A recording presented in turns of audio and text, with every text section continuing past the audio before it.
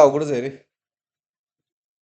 हा आता ह्यामध्ये this combination of gate equivalent to आणि हे ऑप्शन आहेत NAND NOR AND x or.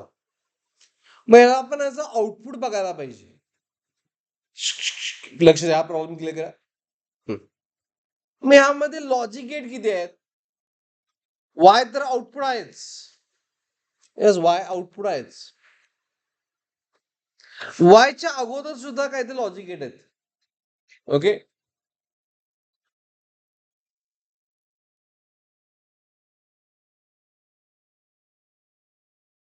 For example हा ए एन बी इनपुट आहे, ह्याला मी ए बी नंतर सी म्हणतो.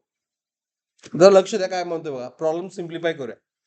हा सी म्हणतो मी, ह्याचा आउटपुट याला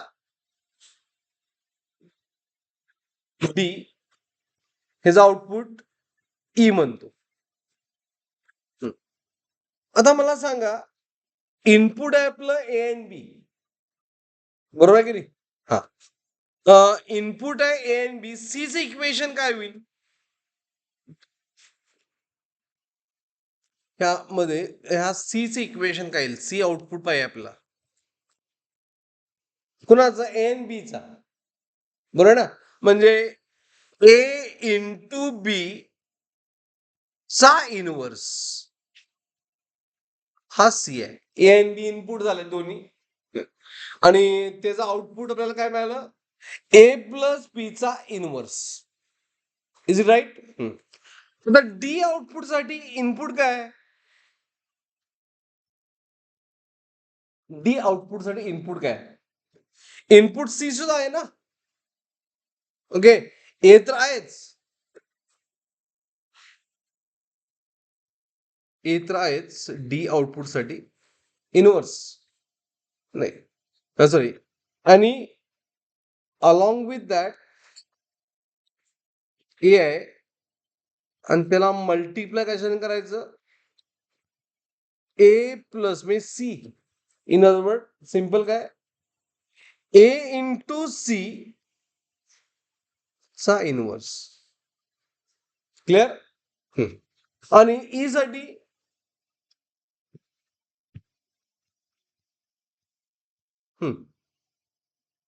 ई साठी बी इज देअर, आणि सी ऑल्सो इनपुट आहे, त्याचा इनवर्स. आणि last Y, Y it is D आणि ईचं मल्टिप्लिकेशन आणि त्यानंतर इनवर्स.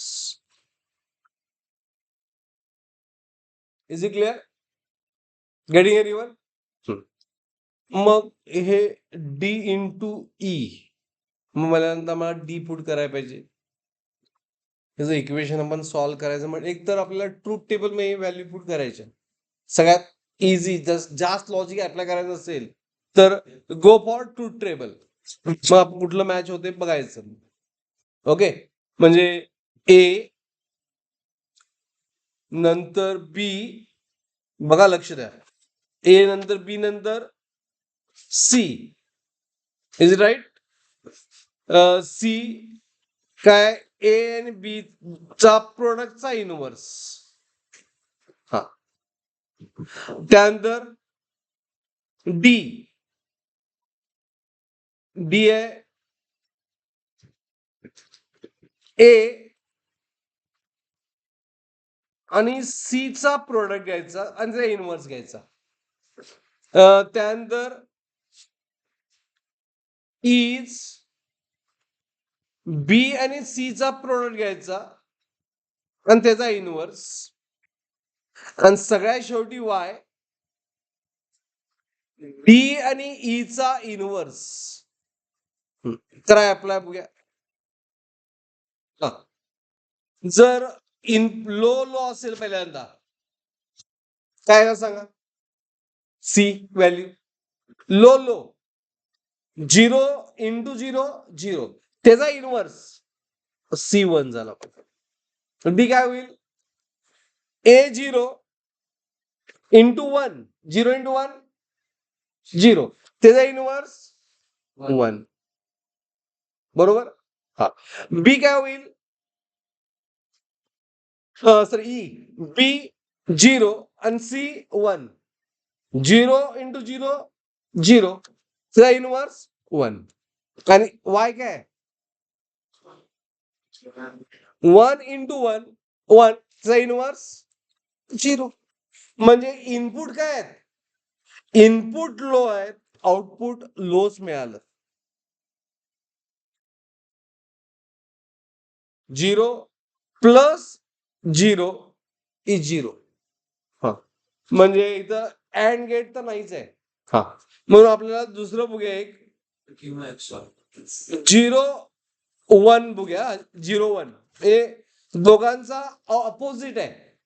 हा, आता 0 इंटू 1 0, त्याचा इनवर्स 1. ओके, आता डी काय, ए इंटू सी आहे. 0 इंटू 1 0, त्याचा इनवर्स 1. बी ई काय, बी इंटू सी आहे. बी किती आहे, 1, 1 इंटू 1 1, त्याचा इनवर्स 0. बरोबर. आता 1 इंटू 0, डी इंटू आहे ना, 1 इंटू 0 0, त्याचा इनवर्स 1. म्हणजे अपोजिट जर सप्लाय असेल, एक लो दुसरा हाय, तर 1 येतो, हाय येतो. हे कुणाचं कॅरेक्टर आहे, एस एक्स ऑरच आहे. बरोबर आहे की नाही. हा, परत काय अप्लाय करूया, 1 0 काय होईल बघा, 1 0 1 इंटू 0 0 1, इनवर्स 1.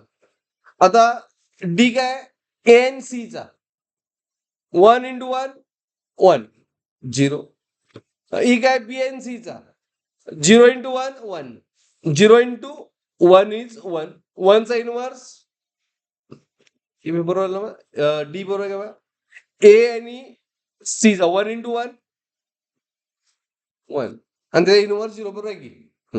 आणि ई काय, बी बी आहे 0 आणि सी आहे 1, 0 इंटू 1 0, आणि त्याचा इनवर्स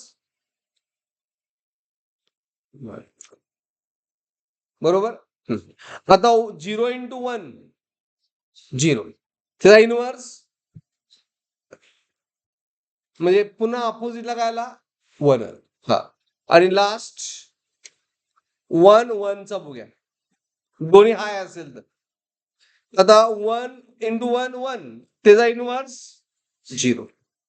एसी, एसी म्हणजे 1 इंटू 0 0, त्याचा inverse 1. B C, C 0 into 1 0, त्याचा इनवर्स 1, आणि 1 इंटू 1 1, त्याचा इनवर्स 0.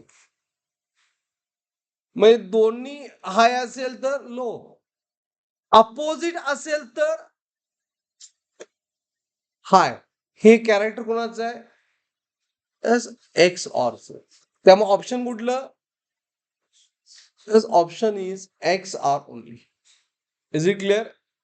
तर प्रॉब्लेम थोडासा अवघड होता, म्हणून अशा वेळी बेस्ट वे इक्वेशन लिहून ट्रूथ टेबल द्या. ठीक आहे, स्टॉप इट. बोल.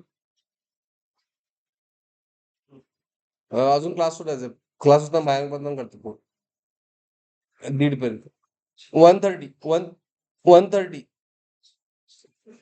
1:30 पर्यंत.